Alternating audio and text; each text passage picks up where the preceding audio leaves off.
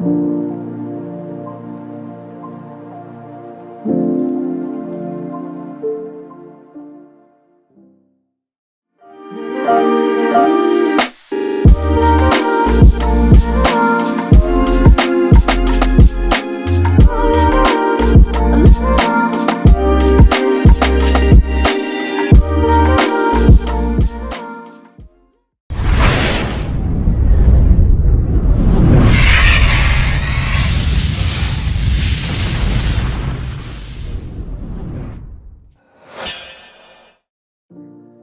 perkenalkan, nama saya Faiz Nurdiana. Saya di sini sebagai PKL dan saya dari SMK Negeri 2 Depok. Di sini saya bantu tim akademik, khususnya di bagian back-end, juga front-end juga.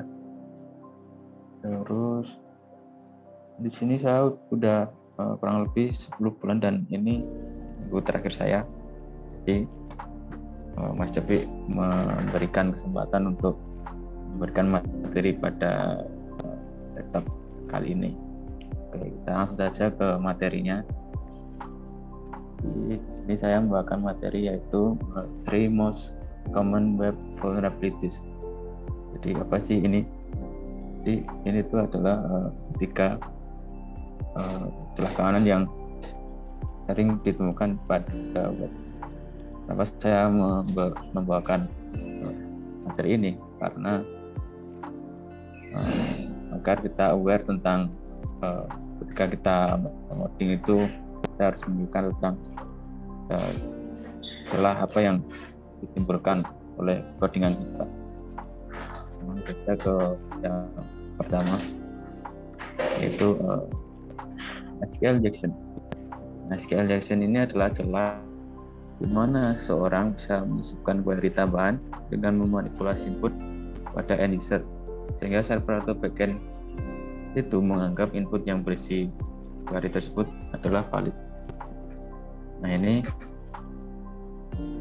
adalah celah yang sangat bahaya ya.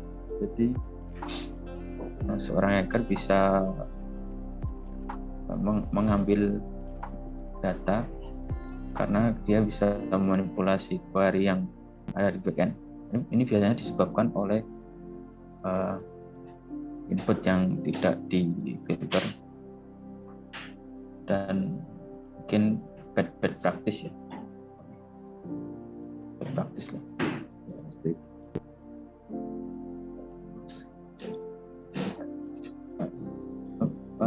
Akibat dari SQL injection itu seorang hacker dapat membypass login.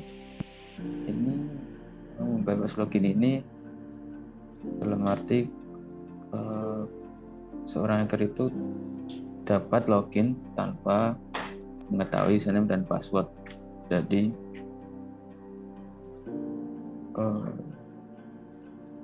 ini sangat berbahaya karena kita tidak tahu password dan password tapi bisa login.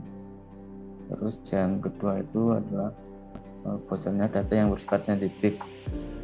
Nah, ini juga sangat berbahaya karena mungkin di database yang terkena SQL injection ini dia berisi tentang identitas yang penting yang mungkin tidak boleh orang awam itu mengerti, mengaksesnya. Terus selanjutnya itu ada jenis SQL injection. Ini adalah jenis-jenisnya, yaitu yang pertama itu ada error base.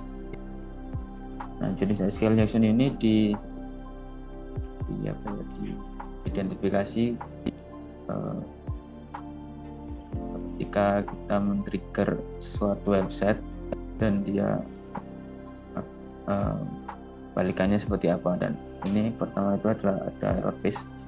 Jadi dia itu ketika kita men-trigger website-nya untuk apakah di website tersebut ada SQL injection, maka dia akan mendapatkan error. disebabkan oleh server. Biasanya error tersebut itu berupa query yang apa ya, yang itu kalau kita biasanya di MySQL command line itu dapat error pada bagian apa. Terus yang kedua itu boolean base ini diidentifikasi karena ada perubahan HTTP respon. Nah, biasanya ini kalau error itu biasanya 500 ya.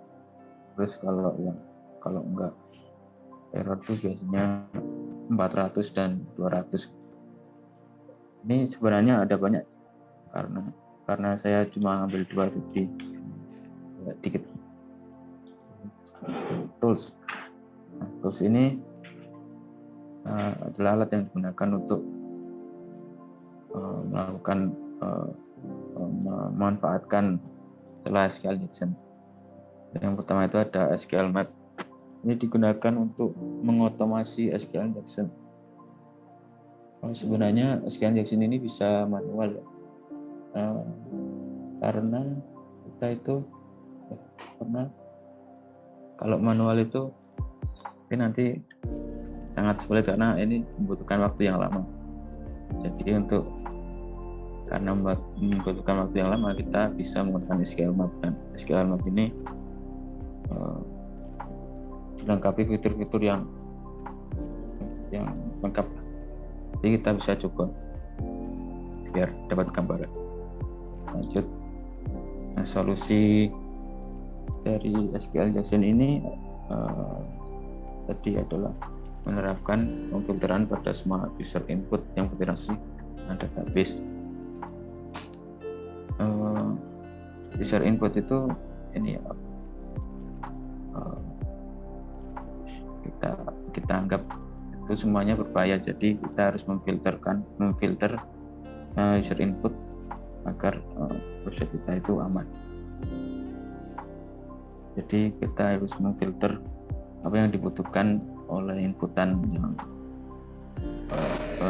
yang dibutuhkan oleh backend. Yang kedua itu menerapkan best practice dalam menggunakan database klien dengan menggunakan query statement.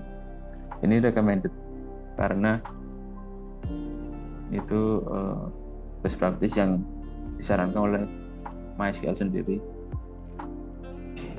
Jadi dia ketika kita tidak memfilter user input pun dengan menerapkan best practice ini kita tetap aman dari SQL Injection.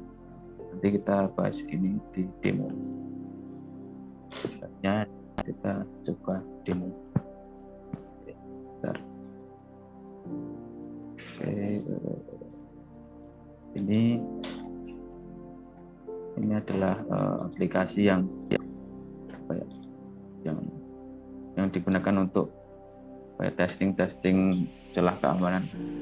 Kita coba yang pertama tadi.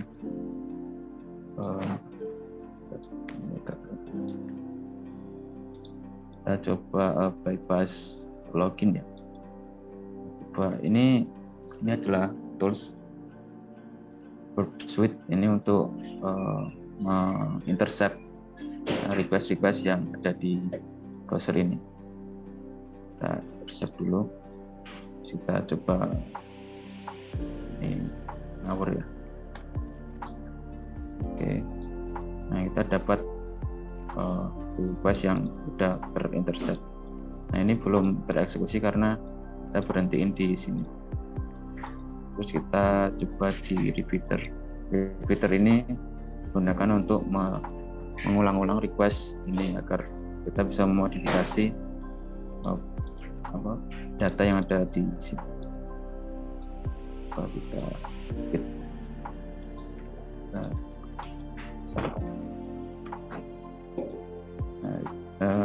SQL Injection itu biasanya di trigger dengan petik seperti ini. Nah, dia itu akan error seperti ini karena saya mencoba memberikan petik satu lagi, karena ini petiknya kan ganjil, jadi dia akan error. Dia kan harusnya genap ya. Kita bisa mengakali ini agar dia benar itu dengan memberikan komen di belakang petik yang kita ingin sisipkan tadi. Kalau kita pakai komen MySQL comment itu adalah strip, dia akan valid. Jadi petik strip ini akan valid karena dia akan step tadi akan mengomen ini, jadi di logic and password ini tidak akan berjalan. Dia hanya mencari email yang email ini FDS ini.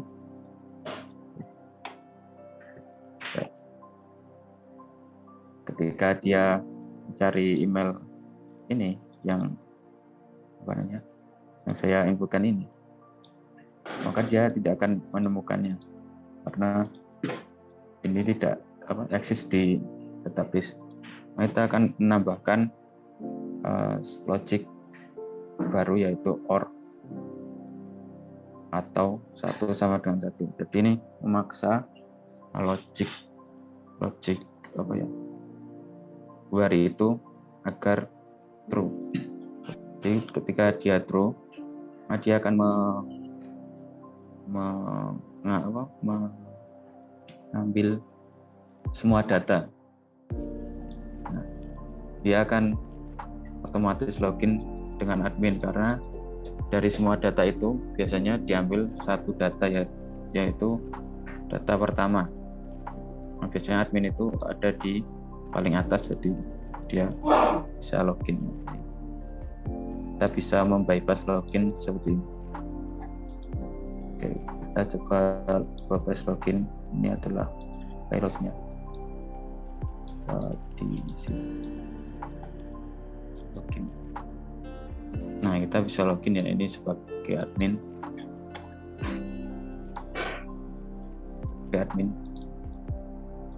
Selanjutnya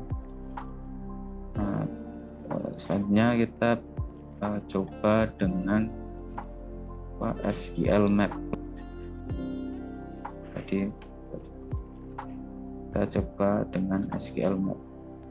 Di SQL map ini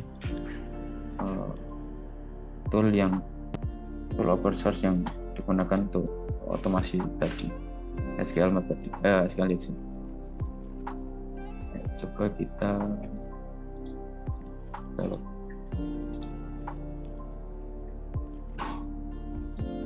coba seperti ini.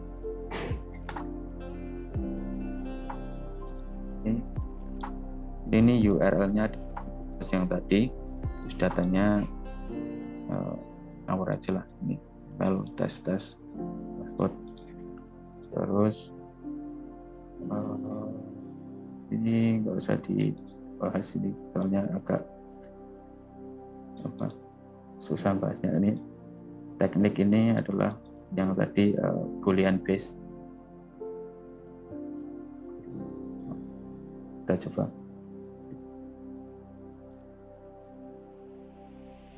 Dia akan otomatis mengotomasi SQL injection yang tadi di OneScript. Ini. Nah, di sini dia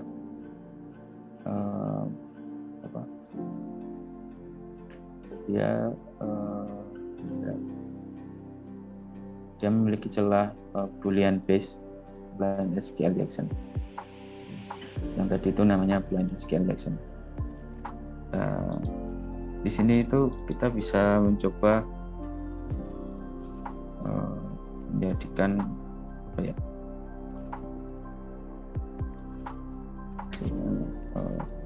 kita bisa dump apa aja yang ada di dalam database yang terkait dengan ini aplikasi website ini. coba kita, nah ini kita mendapatkan SQL shell, bisa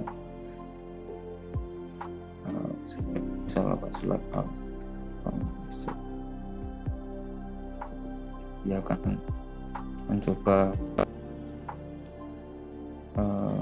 mengekstraknya soal kok ada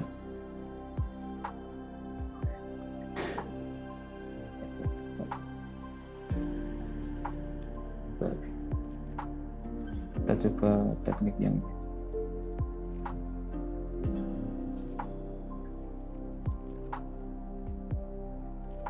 jadi di sini terdapat DBS, ini bisa kita coba DBS.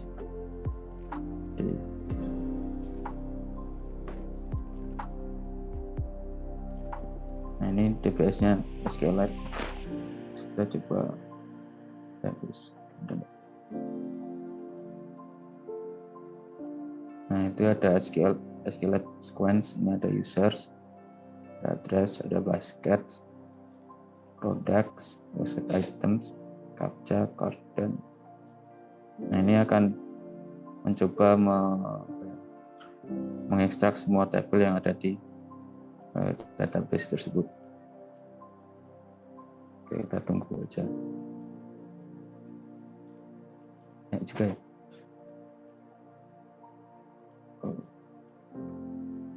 Nah ini udah terretrik semua ini tabelnya. Terus kita coba lagi kolom ya. Kita coba kolom.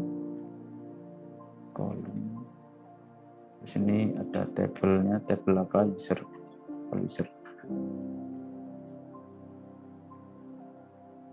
Nah ini. Bahkan kita dapat ini skemanya. Ini ya bisa membocorkan skema juga.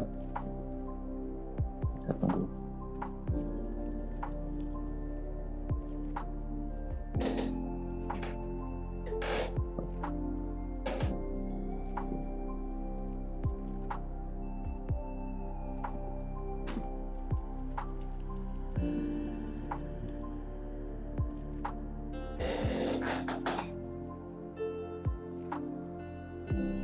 Kita tunggu agak lama.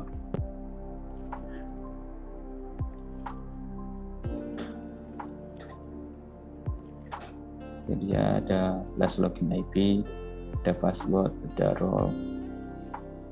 Kita bisa memanfaatkan data-data untuk apa ya? Ya kita bisa manfaatkan data-data ini buat login tadi jauh juga. Kok lama? Maaf ya, ini agak lama. Ya.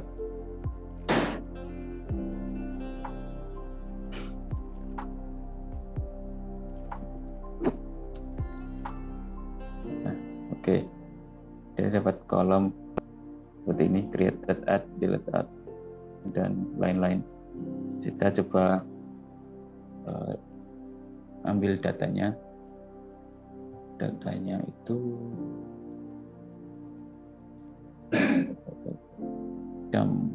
itu tadi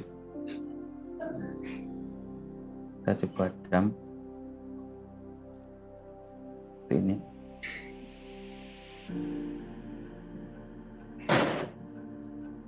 Dia akan mengedam data-data ini misal email dan lain-lain. Ini akan sangat lama ya karena datanya itu agak banyak. Jadi mungkin bisa tahu ininya ya, gambarannya. Jadi ini sangat berbahaya jika kita terkena SQL injection ini. Oke, kita langsung lanjut aja mengingat waktu. Oke. Selanjutnya itu adalah XSS atau cross-site scripting. Ini adalah celah di mana seorang bisa menyisipkan script JavaScript ke dalam input sehingga website tersebut mengeksekusi script tersebut. Jadi di XSS ini itu seorang hacker itu bisa menyisipkan script dan dia bisa nge-tweak script tersebut agar entah bagaimana website tersebut mengeksekusi script tersebut. Nah, untuk impact ini account bisa di take over. Jadi karena JavaScript itu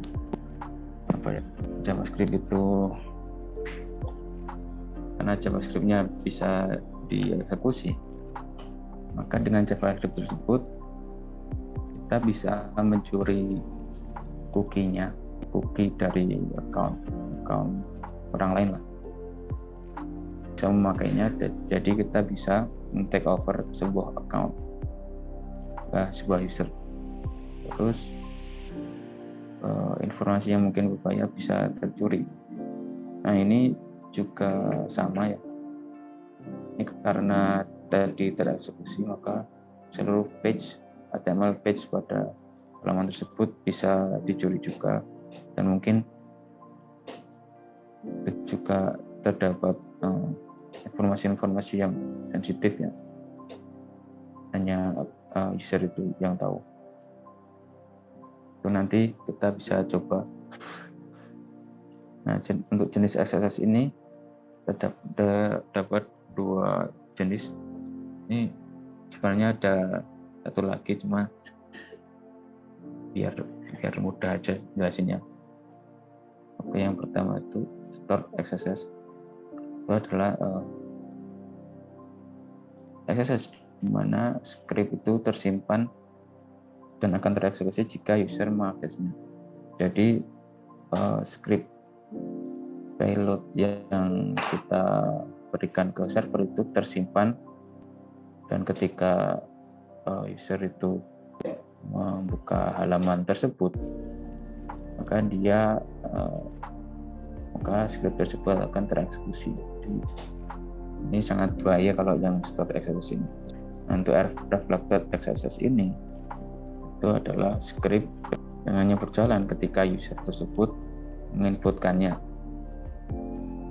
Jadi ini yang kedua ini tidak terlalu berbahaya karena ini itu ya harus membujuk si korban agar menginputkan payload XSS yang kita inginkan. Yang tools. Nah, tools ini kita bisa menggunakan Init XSS. Ini digunakan untuk melakukan pencurian cookie dan kode HTML. Nah, yang tadi itu adalah seperti yang tadi akibat tadi. Itu kita bisa mencuri cookie dan kode HTML yang bisa kita manfaatkan untuk lain hal. Yang selanjutnya solusi. Untuk solusi itu kita bisa menerapkan filter pada semua user input. Jadi sama dengan SQL Injection tadi, kita itu jangan mempercayai user input, karena user input itu berasal dari orang-orang luar. Jadi kita itu harus filter semua user input. Yang kedua ini kita bisa menggunakan header content security policy. Nah, ini header ini digunakan agar si JavaScript itu ketika kita terkena XSS, maka si JavaScript itu tidak akan tereksekusi. Jadi kita bisa ada waktu untuk memperbaikinya. Dan yang selanjutnya membuat cookie hanya untuk HTTP only. Nah, ini juga penting ya, karena ketika kita terkena XSS, maka cookie yang ada TP only-nya, maka cookie tersebut tidak bisa tercuri karena dia hanya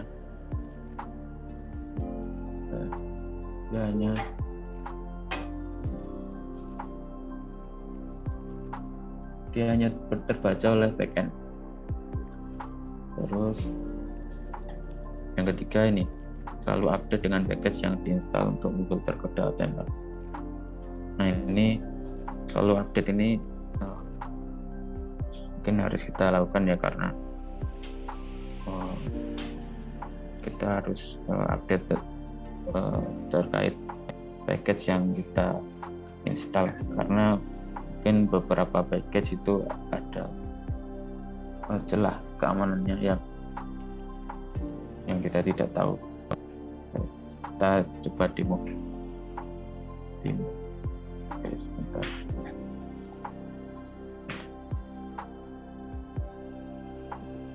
Baik.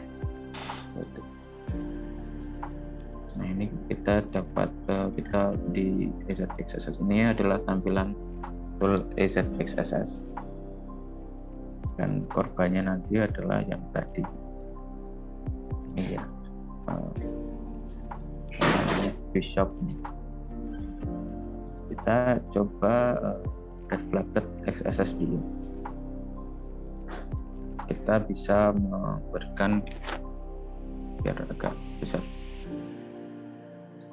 Oke, ini kita coba menginputkan image CRC. Ini X ini agar image ini error. Nah, ketika error, kita dapat memberikan script JavaScript yang bisa kita jalankan seperti ini, alert halo. Oke, seperti ini. Nah, ini dia akan tereksekusi. Nah, ini namanya reflected XSS. Dia hanya tereksekusi ketika si korban itu menginputkan payloadnya. Nah, untuk yang stored, maka kita coba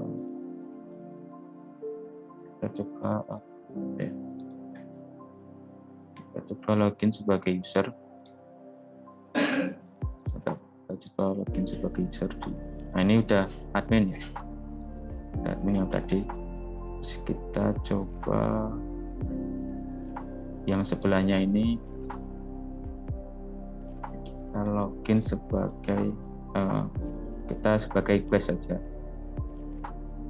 Terus kita coba membuat customer feedback.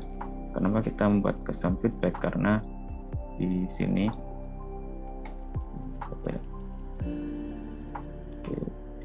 di sini dia itu terdapat celah mana untuk yang pernah pakai Angular pasti tahu lah, kipas security trust HTML.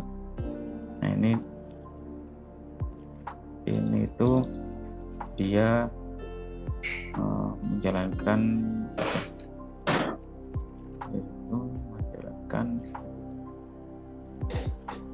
HTML, karena secara default itu Angular itu memfilter tidak menjalankan HTML.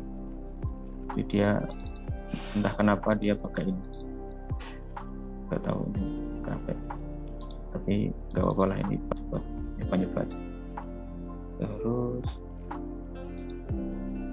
Terus ada package. Selain ini ada package juga, yaitu juga kita di Docker.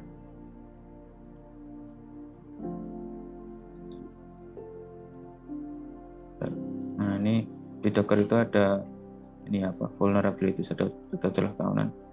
Kita bisa lihat di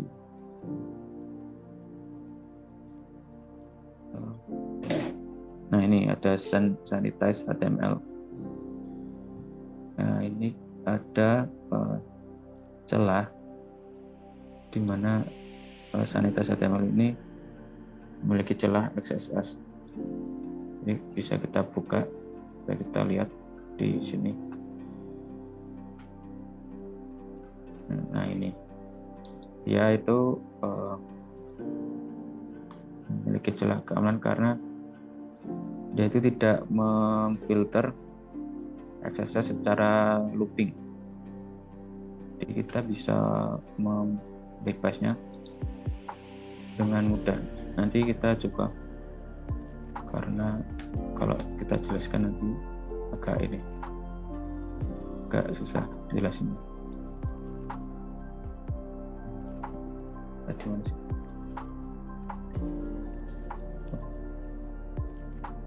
Nah, ini dia akan menggunakan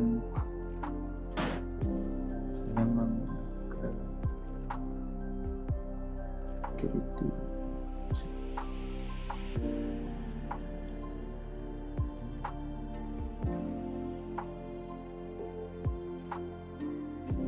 Oh, ini tipe yang feedback.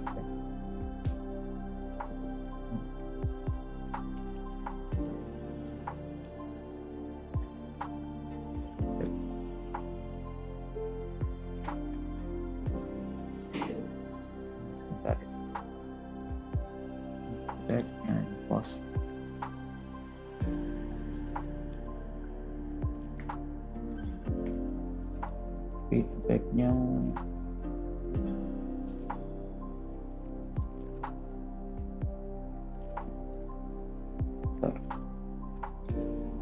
tadi kan sanitize HTML.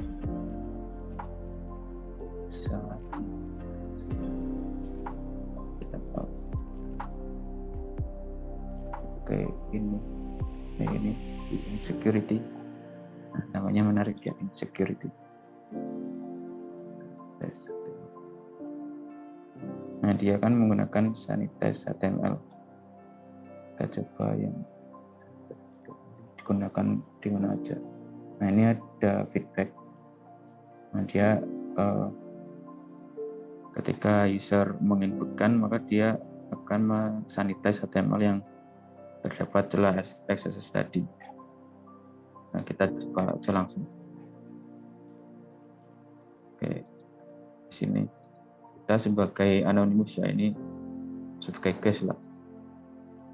Kita coba seperti tadi image. Kita nggak usah ini, kita coba langsung pakai pilot yang di sini. Di sini ada pilot yang kita bisa gunakan untuk mencuri cookie yang ada cookie browser. Kita coba image src sama dengan x untuk men-trigger error. Kita copy dan kita paste di sini. Nah, setelah itu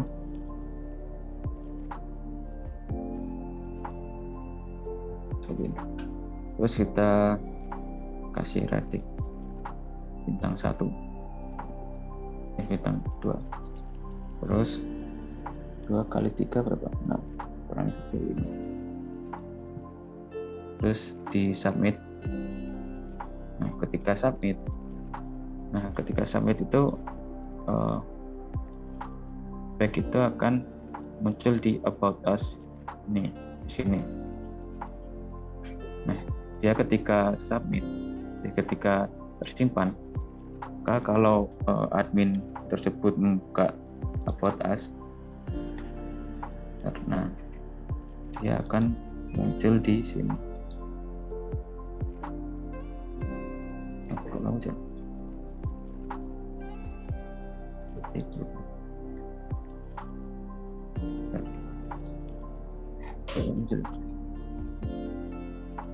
Kita cek apakah pilot kita sudah benar. Nah, ini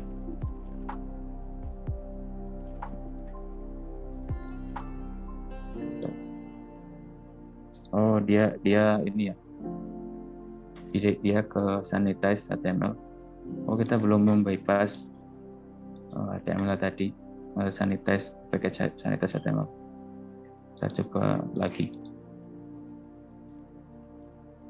Kita coba image sfc dan x on error.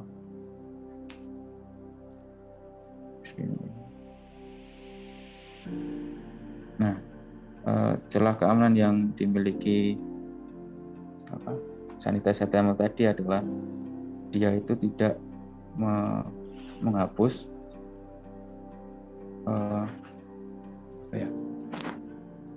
dia menghapus script ini, tapi dia tidak menghapus lagi yang image ini. Nah, dia tidak melooping lah istilah, tidak mengecek lagi setelah itu apakah ada elemen lagi. Kita coba kali 16 8 kurang 4 berapa sih 2.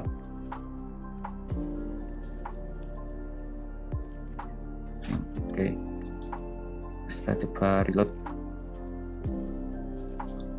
Kita reload di sini.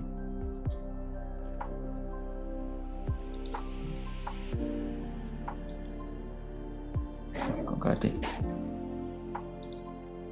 Nggak ada. Nggak.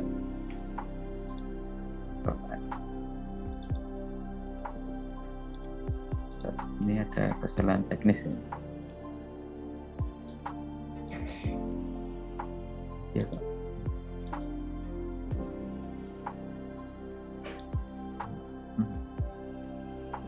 Apa udah tak?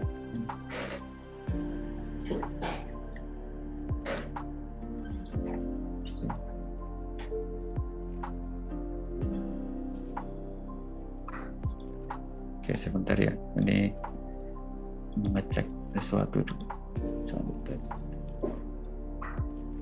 Ini kan harusnya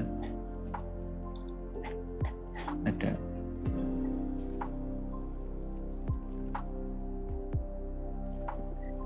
Oke, kita coba.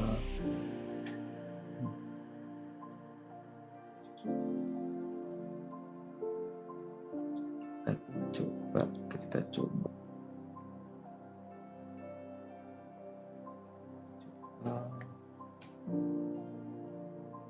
Tadi udah. Oke.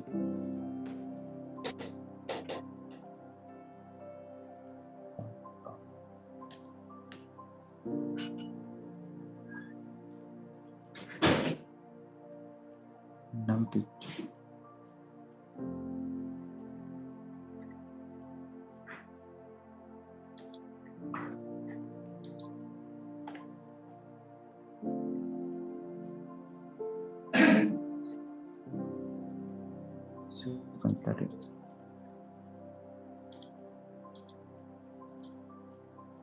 Ini harusnya terbebas, tapi ini kenapa nggak bisa? Bentar ya, ini ada kesalahan teknis.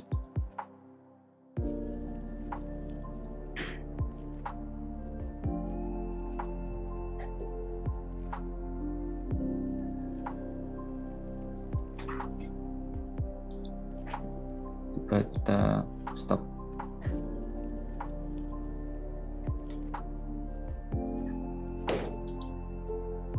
Dekat.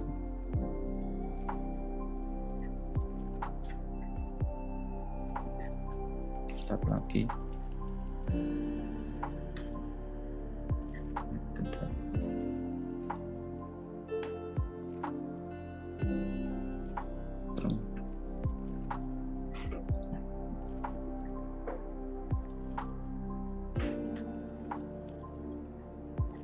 Kesalahan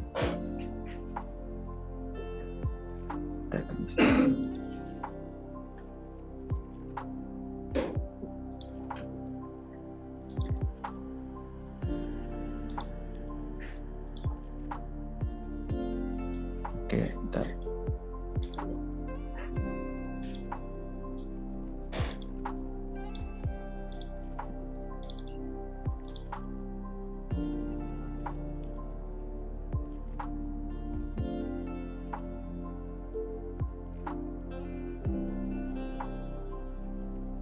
coba lagi.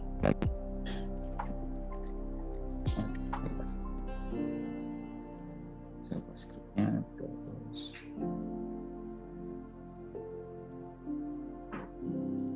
kita develop create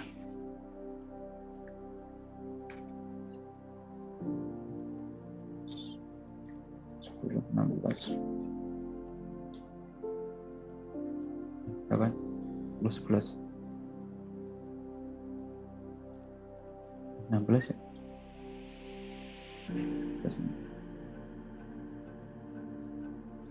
Tak salah. Apa ini? 6 tambah 5, 11 tambah 2, 1. Bentar, ini kayaknya agak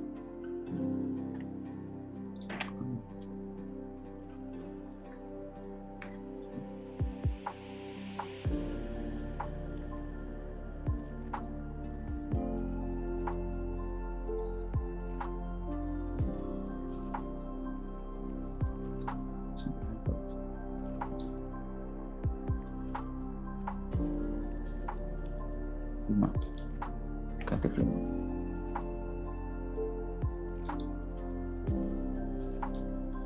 Maaf, ini ada kesalahan.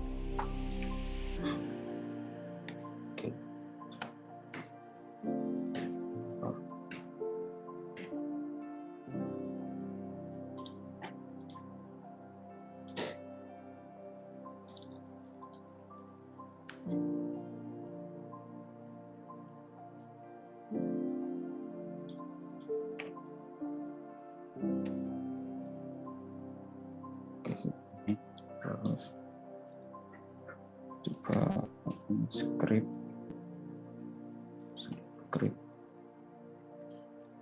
24 kurangi 8 itu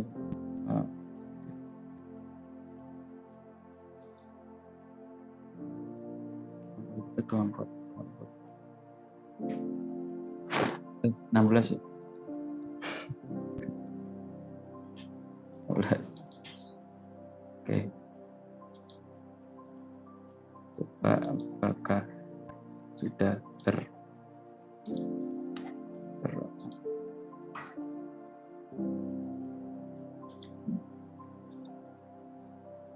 Nah, ini kayaknya ada ya kesalahan teknisnya.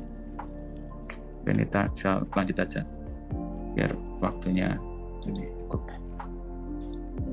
Lanjut ke IDOR. Jadi indirect object reference ini adalah celah di mana seorang bisa mengakses dan memodifikasi bahkan menghapus data yang sebenarnya tidak diizinkan oleh aplikasi.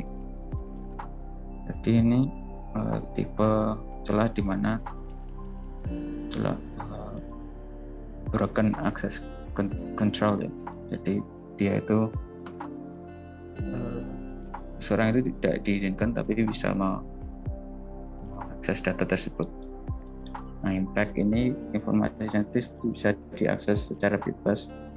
Yang kedua, data dapat dimodifikasi dengan mudah tanpa akses yang jelas. Solusinya memverifikasi hak akses terhadap data tersebut. Nah, kita harus memverifikasi setiap data apakah data tersebut punya verifikasi apakah data tersebut punya user ini atau bukan. Selanjutnya kita demo.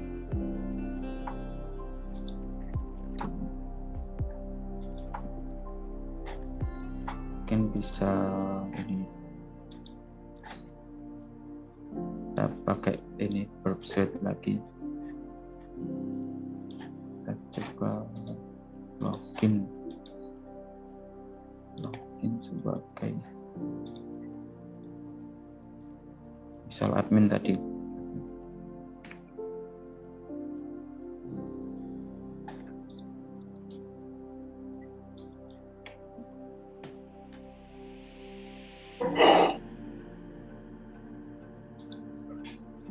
Oke, kita sebagai admin. Terus nah ini kan ada basket ya. Basket itu keranjang. Terus kita coba intercept.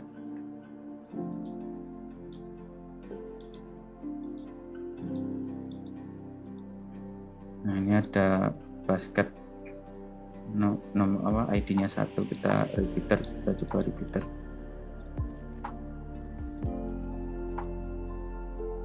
Kita coba ganti jadi 2. Nah ini bisa diakses karena seperti tadi tidak ada hak tidak ada hak akses pada basket ID ini, basket ID 2 ini.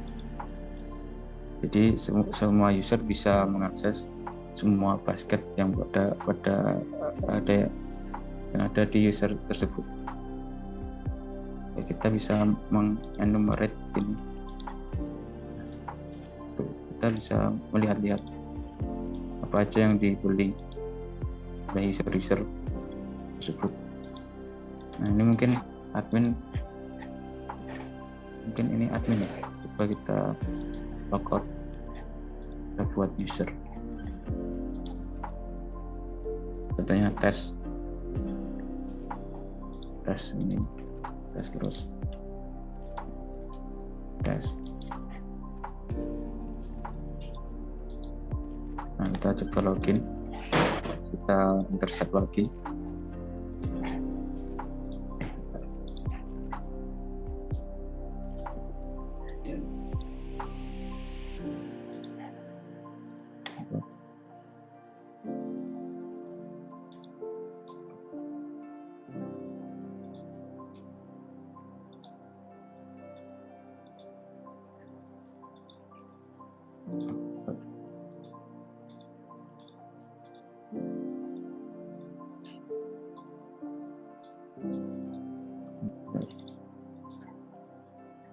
Langsung di sini. Nah ini ada basket nomor 6. Kita coba repeat tadi yang admin ya, basketnya admin. Nah dia akan keluar karena dia tidak mempunyai akses khusus terhadap user tertentu. Ini harusnya itu nggak keluar karena ini privasi.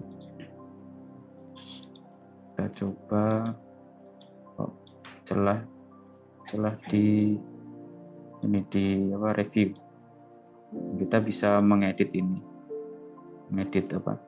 reviewnya ini. Misal kita coba membuat review tes itu. Nah tes ini terus kita coba mengambil ID reviewnya admin ini. Coba kita ambil. Nah ini ada ID-nya, kita bisa copy, kita matikan lagi. Selanjutnya kita coba edit ini, saya admin. Udah di-intercept, kita submit, terus kita ganti ID-nya tadi ke ID yang